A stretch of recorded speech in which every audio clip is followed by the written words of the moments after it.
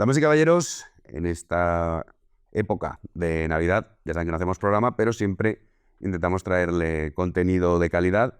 Y qué mejor para estas entrevistas que Paloma Hernández. ¿Qué tal? ¿Cómo estás?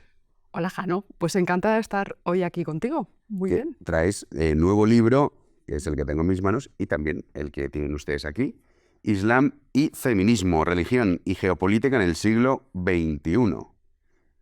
Temas así a priori intensos, ¿no? Muy intenso, sí. Mira, Jano, me pilló este verano una operación. Nada grave, pero tuve un postoperatorio muy largo, muy largo. No me podía mover prácticamente de la cama ni de casa. Y estaba yo observando en las plataformas digitales, pues dos fenómenos, Jano, que hemos observado todos. Por un lado, pues está el cambio de modelo de un modelo de inmigración planificada y económica, un modelo de inmigración estructurada, ¿verdad? Prudente desde el punto de vista político, que es el que ha funcionado siempre. Estábamos visualizando en los últimos meses pues, el cambio de este modelo al modelo de la inmigración hipermasiva, ilegal y además subvencionada y patrocinada por los estados. Eso por un lado, Jano. Y por otro lado, yo ahí con la pata coja veía cada vez más, me saltaban sobre todo en Twitter y en TikTok y en Instagram, porque yo tengo que trabajar con todas estas plataformas de redes sociales en línea, muchas mujeres occidentales, europeas, que proclamaban en sus redes sociales su conversión al Islam. Y el argumento que utilizaban, aparecían ellas ya con toda su vestimenta, ¿verdad? Con su hijab, no con niqab ni con burka. El niqab, recuerden ustedes que es la versión de Arabia Saudí, en la que se le ven los ojos, sobre todo con el pañuelo. Y ellas argumentaban que habían tomado esa decisión de forma libre, apelaban a la libertad a elegir, ¿verdad? Y como un síntoma de emancipación femenina. Y yo dije, bueno, estos dos fenómenos en principio no tienen por qué estar relacionados, se pueden analizar de forma particular cada uno de ellos, pero si los ponemos juntos y empezamos a hacer el análisis como dos fenómenos que están ocurriendo a la vez, ojo, porque ahí tenemos un problema. Entonces empecé a tirar del hilo y empecé a ver por qué estas mujeres se fundamentan sus posturas desde un supuesto feminismo. Convertirse al Islam como un símbolo de emancipación femenina. ¿Por qué? Y ahí empezó a investigar cómo las distintas corrientes feministas han ido abordando históricamente el problema del Islam. Entonces ahí sale este libro.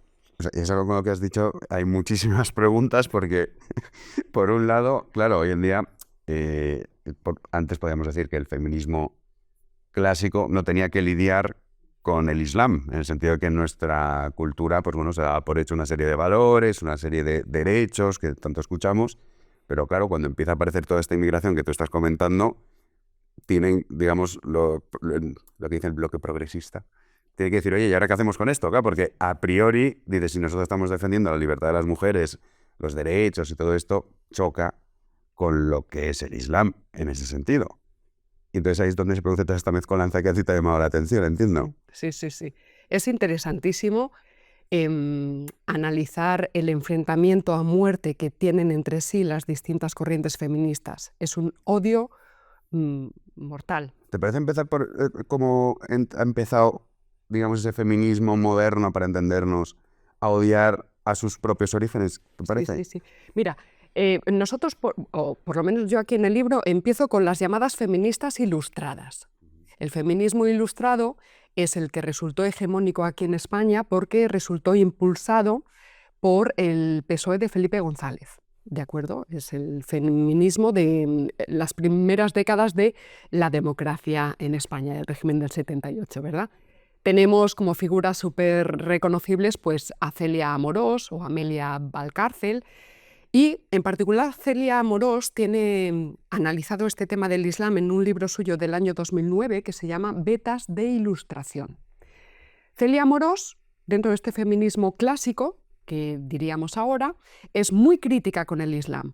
Es decir, ella está diciendo, ojo con el pañuelo, las sociedades europeas tienen que legislar en contra del uso público del pañuelo, pues en las escuelas, en las universidades, en los ámbitos de trabajo, en fin, porque detrás de ese velo islámico lo que hay es toda una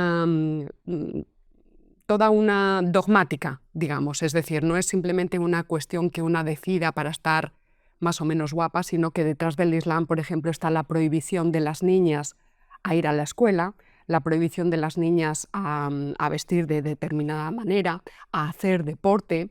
Detrás de eso existen los guetos y las fratrías que ya existen, están muy vivas en muchos territorios europeos y también en España. Esto es una cosa que mucha gente no sabe. En España hay guetos islámicos, donde las mujeres tienen que caminar por detrás de los maridos, donde se producen anualmente una cifra indeterminada de matrimonios forzosos. Las fuerzas y cuerpos de seguridad del Estado español están investigando estos casos y el problema de estos guetos es que son muy herméticos. Entonces, más o menos ellos pueden detectar una media de 114 casos de estos matrimonios forzosos al año. Estos son los que pueden detectar, porque como digo, estas fratrías funcionan de manera muy hermética. Entonces esa es la realidad de estos barrios.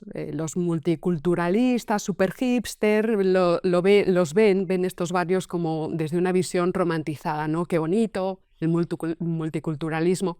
Y, sin embargo, tienen los ojos cerrados a esa realidad dramática de esas niñas y de esas mujeres que están absolutamente sometidos pues, a unas normas morales del Islam. Es decir, donde está imperando la ley islámica por encima de las leyes de nuestros respectivos países, que ya sabes, Jano, que son de tradición, pues tenemos el derecho romano, tenemos la filosofía griega y tenemos, bueno, pues secularizadas muchas de las virtudes cristianas, ¿verdad? Bueno, pues esto lo veían clarísimamente, con muchísima claridad, nuestras feministas clásicas, Celia Amorós, las ilustradas. Las feministas marxistas tipo Lidia Falcón también eran durísimas y con unos argumentos un poquito parecidos a esto que hemos contado, pero de repente llegan no solamente a nuestros ámbitos públicos, sino al gobierno, un corte de feminismo completamente diferente, que es el feminismo que va a empezar a utilizar las doctrinas queer, por ejemplo, Jano. Yo creo que sabemos perfectamente es el feminismo que entra con Podemos. Sí, el feminismo podemita. El feminismo podemita. Sí, lo de que eres lo que te sientes y que ser mujer es un sentimiento y todas estas cosas. Eso es, ¿qué es mujer? Pues sentirse mujer. Ah, muy bien, qué científico es todo, es una cosa tremenda. Sí. Bueno, pues lo curiosísimo es ver qué tipo de argumentos están para asimilar el Islam, porque ellas se van a solidarizar con las mujeres musulmanas. Y el argumento es el indigenismo, es decir, ellas van a ver a estas mujeres musulmanas que viven en Europa como reservas culturales. Estamos en la ideología del multiculturalismo. Son reservas culturales que tienen sus costumbres y que, por tanto, hay que proteger. Tú sabes, lo voy a decir en español porque el inglés, Jano, a mí se me da fatal, que ahora está la cosa esta, la polémica esta de las tradwives. Las tradwives es un apelativo, es un insulto que se dirige desde esas posiciones a ciertas mujeres europeas que han decidido pues agasajar a sus parejas. Sí, como la mujer tradicional Sí. que se dedica a estar en casa y hacer la vida feliz del hombre. Exacto, va a estar al cuidado de su esposo, de su familia o lo que sea. Entonces le cocina una tortilla de patata. Bueno, pues estas la van a llamar tradwive desde un odio profundo. Sin embargo, si una mujer musulmana se dedica a cocinar un cuscús para su esposo, entonces es una costumbre que ellas tienen el derecho a proteger y a cultivar. Y estas feministas se van a solidarizar con estas mujeres musulmanas. Y detrás del cuscús está todo lo demás. Está vestir con el hijab, con el niqab o con el burka. Porque son señas de identidad de una comunidad que está amenazada.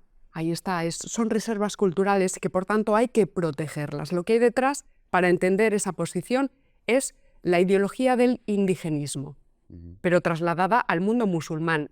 Y ojo, cuidado con el mundo musulmán. Claro, o sea, es una pirueta dialéctica, pero también es, digamos, el único camino, porque si no, ¿cómo puedes estar en contra de lo que ocurre aquí, que estaría muy lejos de ese mundo musulmán con lo que luego ocurre allí? Dices, ojo con el mundo musulmán. Has dicho que en España ya hay zonas en las que hay guetos y existe esa realidad, pero tenemos ejemplos. Lo bueno de esto en el sentido que ya sabes cuál va a ser nuestro futuro. Tenemos el caso de Francia, tenemos el caso de países nórdicos, el caso también del propio Reino Unido. ¿Crees que el Islam es compatible con los valores occidentales? No, en absoluto. En absoluto. Es totalmente insoluble, por ejemplo, con cuestiones como la democracia, sencillamente. Ya está. O sea, el Islam es un compuesto político y religioso. Nació históricamente como un compuesto, evidentemente yo digo históricamente porque yo estoy hablando desde posiciones ateas. Entonces el Islam es una herejía del cristianismo, igual que desde estas posiciones yo puedo decir que el cristianismo es una herejía del judaísmo. Entonces, esto primero para dejarlo claro.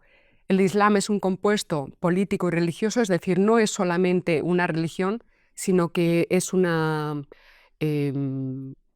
realidad que tiene componentes políticos y geopolíticos muy potentes. Es decir, mi tesis en el libro es que el Islam ha reactivado un proyecto teocrático universalizante, ha reactivado el proyecto del califato. Lo que pasa que lo está haciendo por otro tipo de vías. Se está aprovechando, por ejemplo, del buenismo occidental, para que se me entienda, de este tipo de inmigración no controlada, de la idea del multiculturalismo, de que todos nos enriquecemos. Sin embargo, el Islam, que en sus doctrinas básicamente no ha evolucionado desde los tiempos de Mahoma, es absolutamente incompatible e insoluble con las realidades de nuestros países. Nuestros países de estirpe cristiana se han secularizado y han desarrollado cosas como el laicismo o una voluntad laica que es completamente incompatible con los principios del Islam. En el Islam, ley y religión es lo mismo, no están separados. Poder terrenal y poder religioso es lo mismo, son teocracias. Y además, desde los años 70, lo que vemos es que las sociedades que en los años 70 más o menos veíamos que había un esfuerzo de modernización, para que se me entienda, hacia otro modelo político, en los años 70, sobre todo con la revolución en Irán, se ha producido una regresión, es decir, se puede expresar de esta manera, han vuelto a recuperar la ortodoxia islámica. Por eso lo que estamos viendo es que el modelo de Irán se está reproduciendo ya en otras zonas. Por ejemplo, Irak está ya mimetizando muchas de las leyes de conducta moral y política que había en Irak. Es decir, ese modelo de ortodoxia se está acrecentando y es el modelo que se está imponiendo en los guetos islámicos que hay en Europa, para que se me entienda. Es el modelo más fundamentalista, pero fundamentalista lo único que significa es que vuelve a los fundamentos. No es más que eso, vuelve a los fundamentos de las leyes del Islam, que son los que estaban dictados desde los tiempos de Mahoma. O sea, la tesis que se escucha habitualmente de un Islam moderado, tú la rechazas, que ves que es inviable. O sea, que puede ser viable en un momento determinado, lo has comentado, históricamente es verdad que hubo una época como de intentar compaginar, digamos, europeizarse en ese sentido, pero es verdad que luego todo eso cayó y fracasó. ¿Tú crees que es imposible, o sea, es incompatible, a pesar de ese Islam moderado no existe como tal? O si existe, antes o después, va a acabar regresando a sus orígenes o sus fundamentos. A ver, el Islam moderado, esto es lo que siempre está abierto a la polémica, ¿no? Vamos a ver, Serafín Fanjul, por ejemplo, que es un arabista e historiador español muy reconocido, un gran especialista en estos temas, lo que dice es que hay diferencias de grado en distintas comunidades islámicas, pero no hay diferencia de esencia. no hay diferencia de esencia. Entonces, lo que vamos a ir viendo históricamente, porque estas sociedades se tienen que adaptar también pues, a las distintas innovaciones técnicas, tecnológicas, científicas, artísticas, económicas, etc. Va a haber una diferenciación de grado, pero el Islam es solo uno. El Islam es una realidad histórica, una realidad religiosa que está fundada básicamente en el mensaje revelado a Mahoma. En un momento dado, y aquí en España lo tenemos clarísimo con Averroes, Averroes intenta introducir un componente en las doctrinas religiosas del Islam, un componente racionalista, pero inmediatamente separa esa vía de intentar hacer una teología racional sobre la ley divina, cosa que no ocurre con el cristianismo. El cristianismo sí que abre la vía teológico-filosófica, es decir, el cristianismo, sobre todo en la escolástica católica, lo que va a decir, ojo, fe y razón, los dos componentes a la vez, no puede ser solamente fe, tiene que ser fe y razón. Y eso es lo que va a permitir que aquí, en los territorios europeos, se vaya a desarrollar con muchísima potencia la revolución científica, que en ningún momento, pese a los tópicos, en ningún momento es paralizada por la religión, sino todo lo contrario, porque la teología cristiana lo que dice, el mundo y el hombre es una creación de Dios, por tanto, hay que estudiarlo y dignificarlo. Pero es que el Dios del Islam no es un Dios amistoso, no es un Dios que conozca a los hombres. Por tanto, lo que va a prevalecer es la fe, y se va a cortar la vía de la reflexión teológica o filosófica acerca de Dios. Entonces, lo que impera es una ley que prácticamente en su cuerpo estaba ya dictado en la época de Mahoma, y luego a lo largo del tiempo van a surgir muchísimas fatwas, por ejemplo. Las fatwas las puede emitir cualquier predicador islámico. Y las fatwas van a intentar legislar acerca de cualquier tipo de conducta y cualquier tipo de fenómeno de la vida. Por ejemplo, desde cómo hay que funcionar con las sillas, hasta qué hacer con los videojuegos, qué hacer con Internet, qué hacer con el café. Es decir, son pequeñas leyes que van dictando a la comunidad musulmana cuál es la conducta de vida adecuada desde los preceptos musulmanes frente a esas realidades del mundo que son nuevas, ¿no? Y entonces ahí vamos a ver constantemente pues, que hay un control absoluto sobre el cuerpo de las mujeres.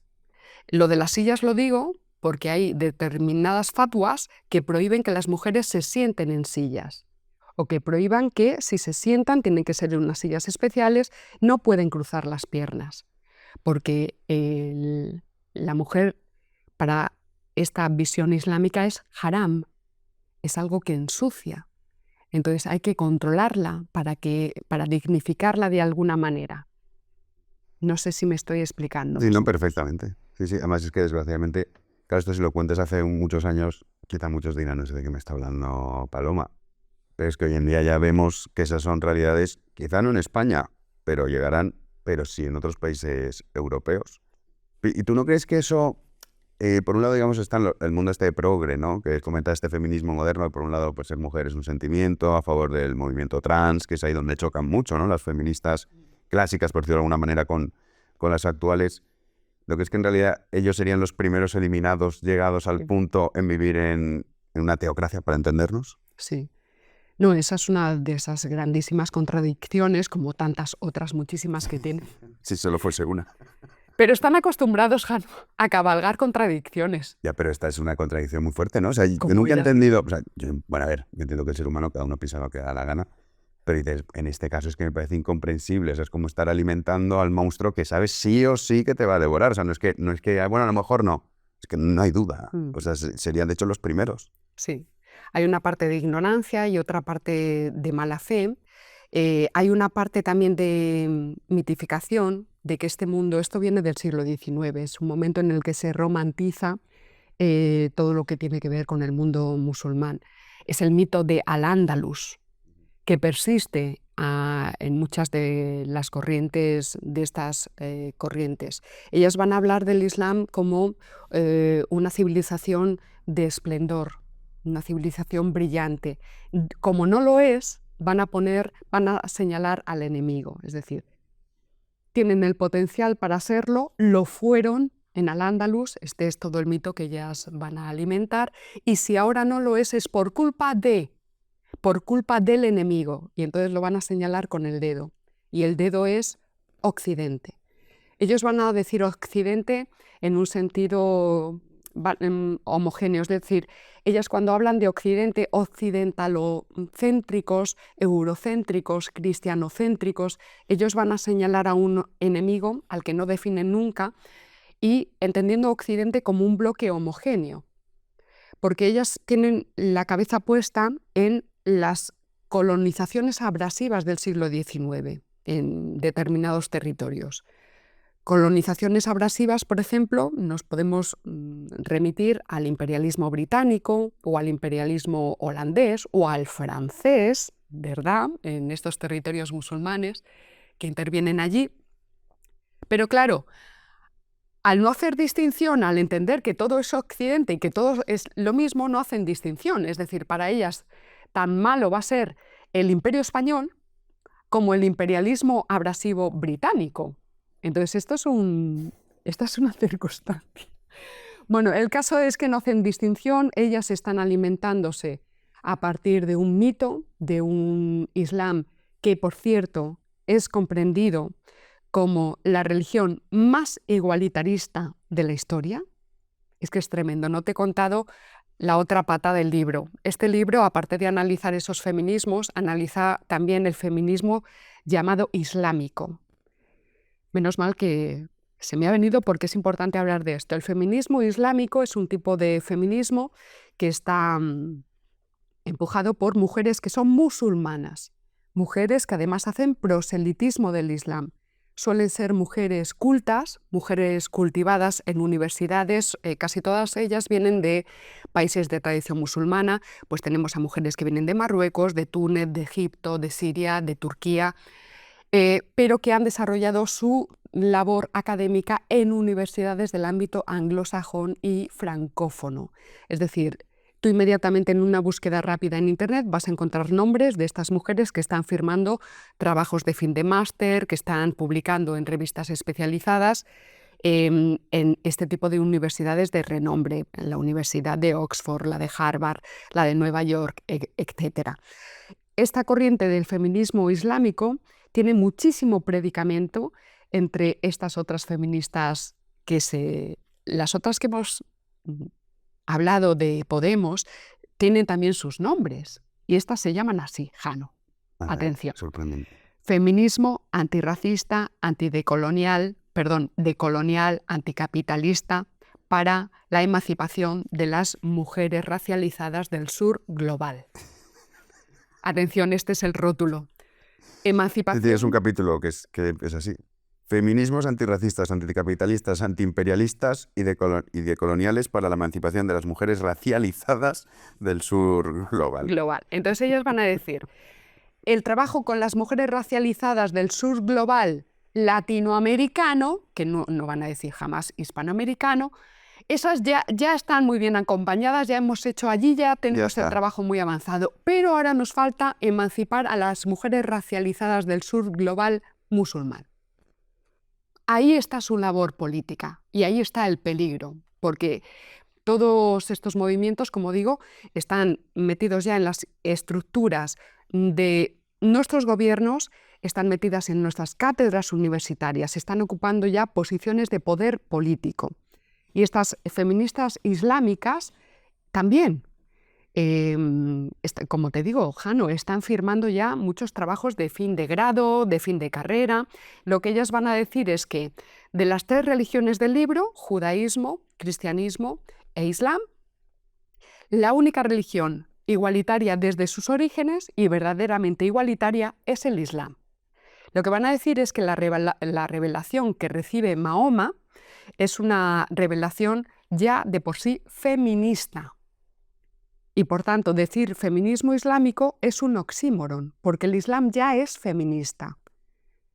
Entonces, ¿cuál es el problema? Van a decir, cuando muere Mahoma, las grandes oligarquías que están gestionando ya el poder político de un califato en expansión, esas oligarquías ya son patriarcales y ya están contaminadas y ya están corrompiendo el mensaje original del profeta.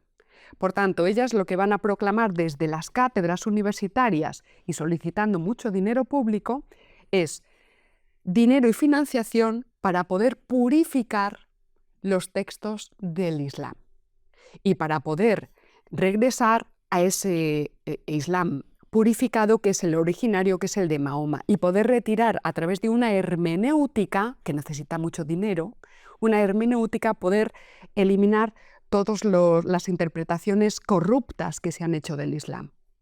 Entonces ahí tenemos también un ingrediente interesantísimo que está trabajado en el libro, que es esa idea de la libre interpretación, de la libre exégesis, que tiene mucho de Lutero.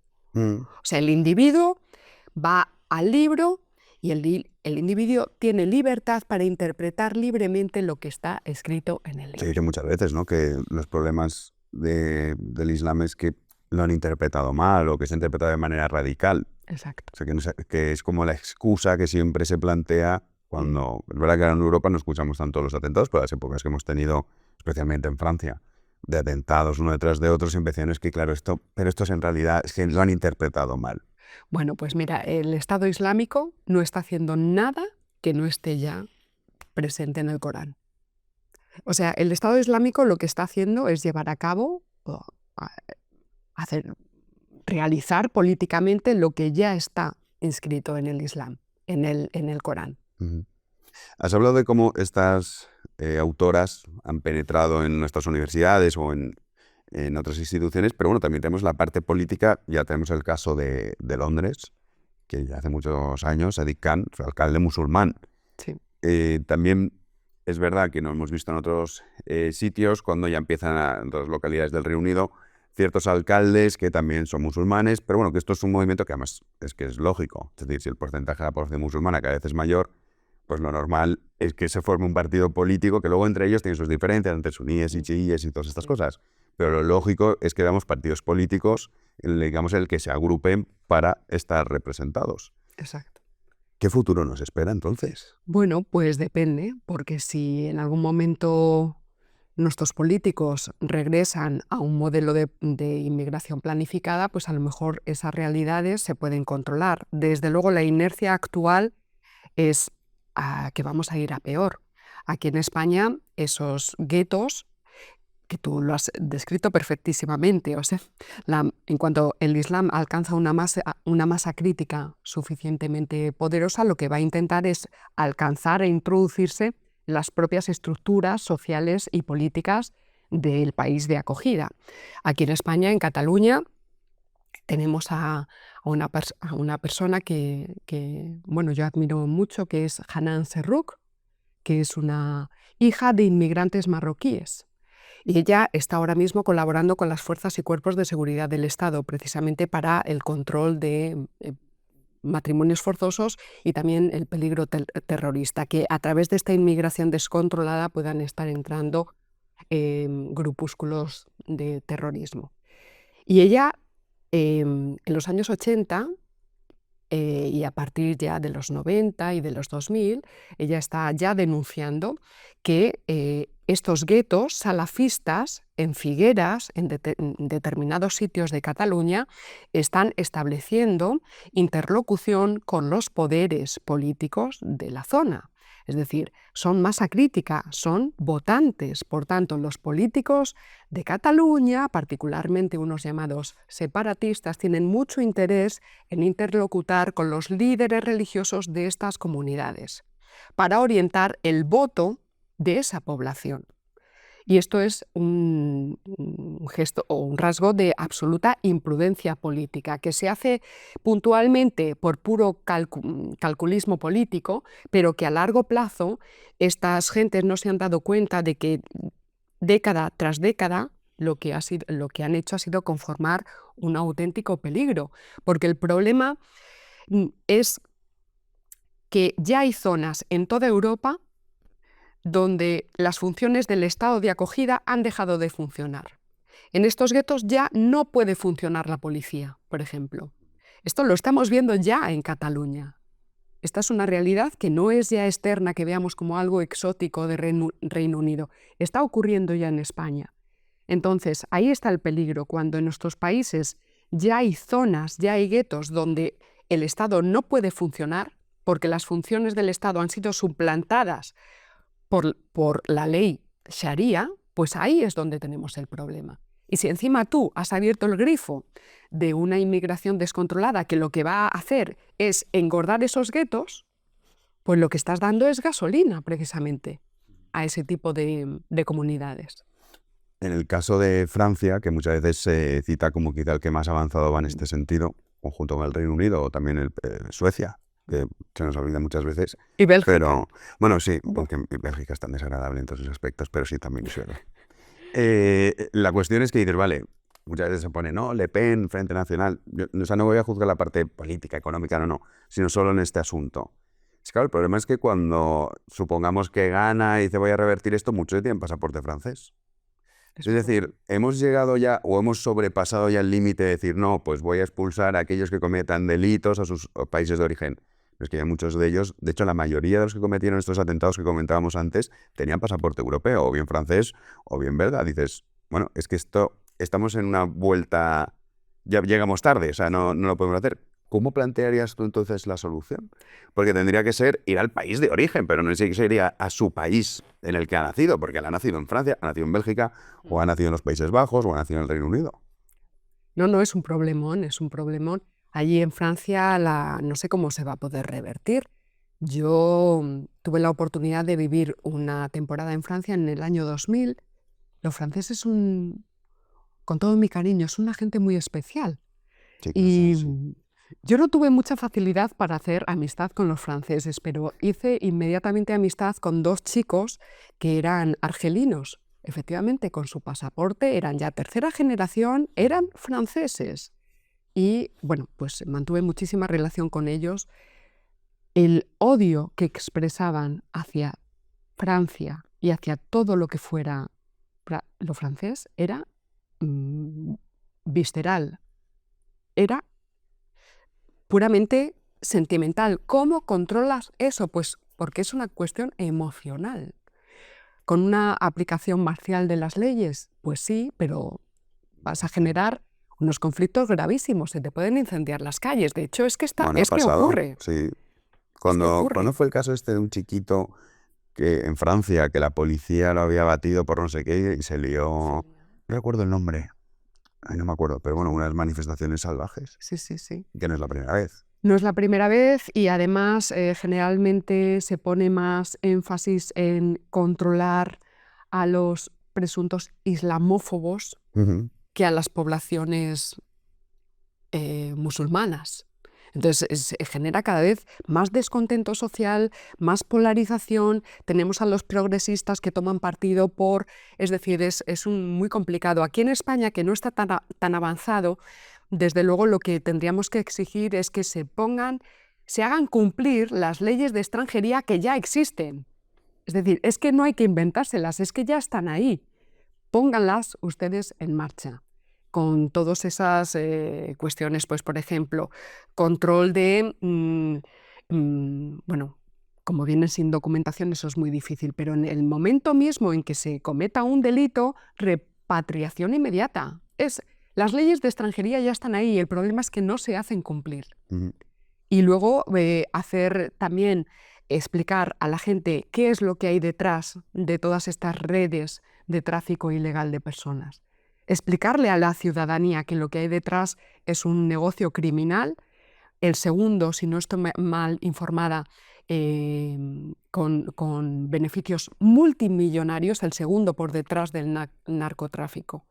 Explicar estas realidades a la propia ciudadanía, que esté informada. Ya simplemente con eso avanzaríamos bastante, Jano. ¿Te refieres a todas estas ONGs que dicen rescate y los han cogido, tenían 20 kilómetros la costa libia y han decidido llevarlos a 200? Sí.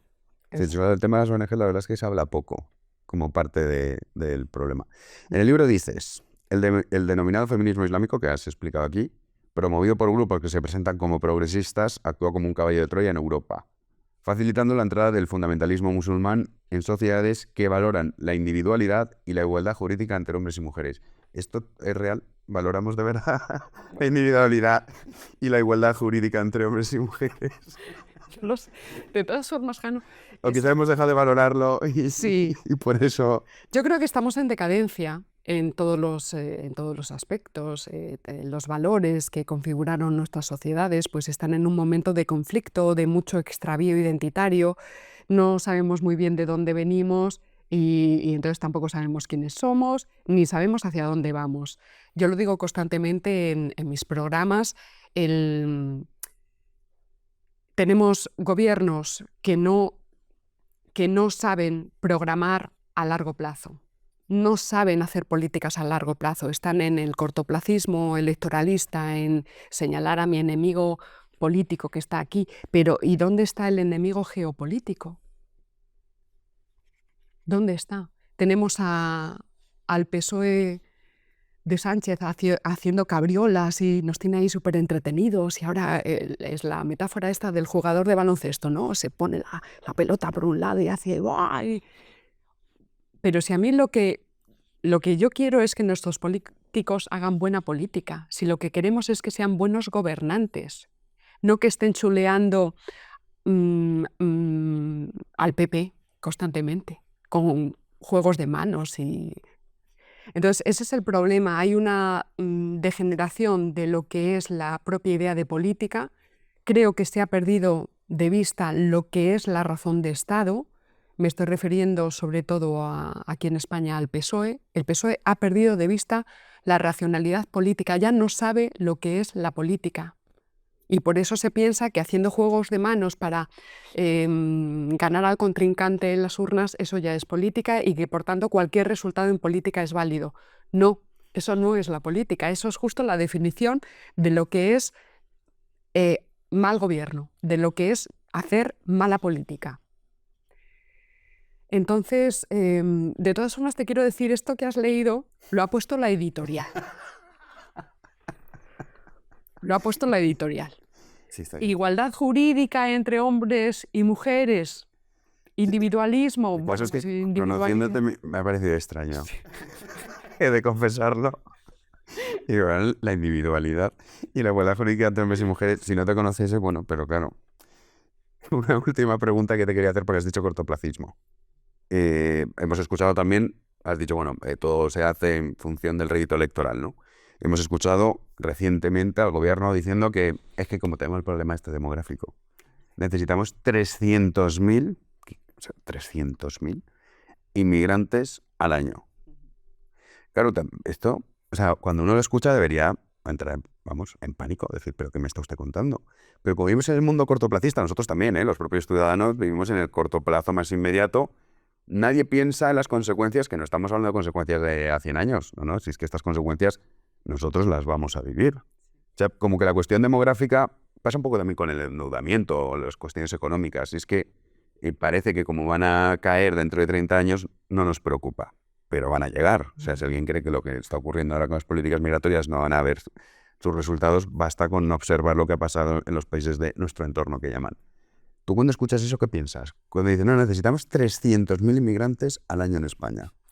Bueno, pues que sí que tenemos un problema demográfico, no tenemos tasa de repoblación.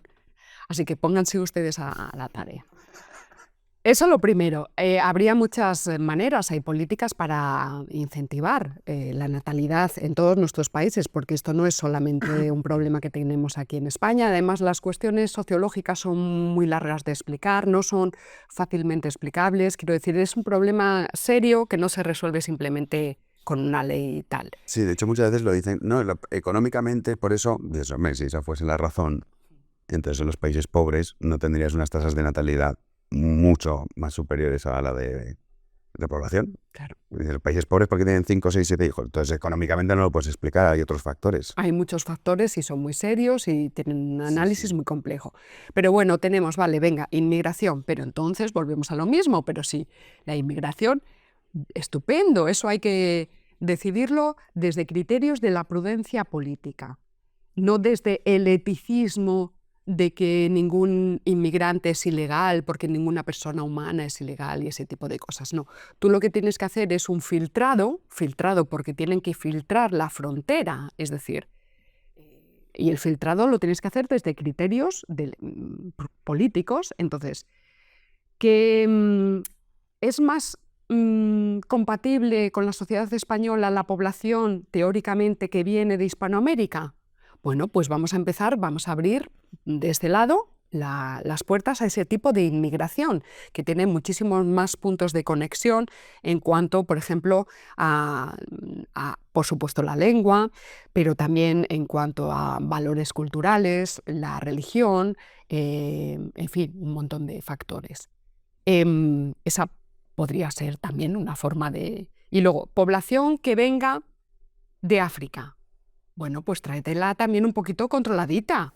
Quiero decir, hay mucha gente y nosotros aquí en España tenemos a muchos influencers que son marroquíes y que ellos mismos te están diciendo lo que está entrando a España por la vía del Sahel no es un reflejo de la realidad de Marruecos o de la Es un realidad... marroquí que no quieren ellos.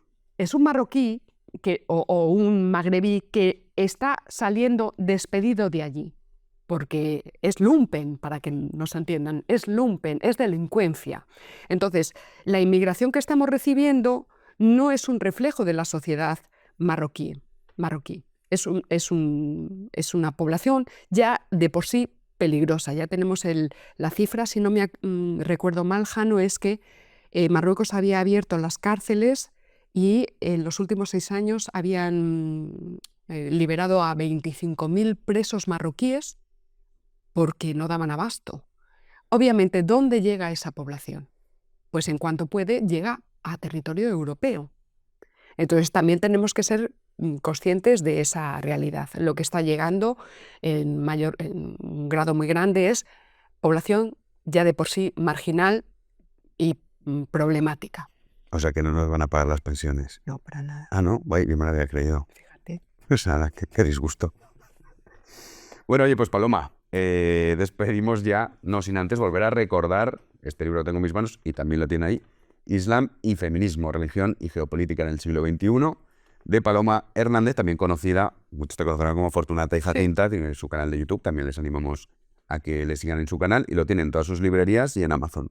Exacto. ¿No? Sí, y yo quiero darle las gracias a Jano porque este libro, que tiene 1 mes y medio, solo me ha llamado un medio que se llama Artículo 14, José Javier Esparza, de El gato al agua, y tú, querido Jano. Así que muchísimas gracias. Pues que se pongan las pilas la editorial. Pues sí, porque es que, a ver, las cuestiones de... Sí que, a ver, el tema obviamente es un tema polémico, por decirlo de alguna manera, pero bueno, o sea, más de actualidad y además es que lo explicas muy bien. O sea, es que esto... A ver, es que lo pone en el subtítulo, o sea, el tema de la religión, la cuestión de la religión y en particular la cuestión del Islam va a ser una de las grandes cuestiones de la geopolítica del siglo XXI. Sí, estoy totalmente de acuerdo. Totalmente. El mayor reto es el demográfico, que luego está ligado con todo esto. O sea que... Pues nada, mil gracias, Paloma. Gracias, que cuando quieras, aquí estamos. Gracias, Jano. Y a todos ustedes les emplazamos ya para una futura entrevista y como siempre, muchísimas gracias por estar ahí.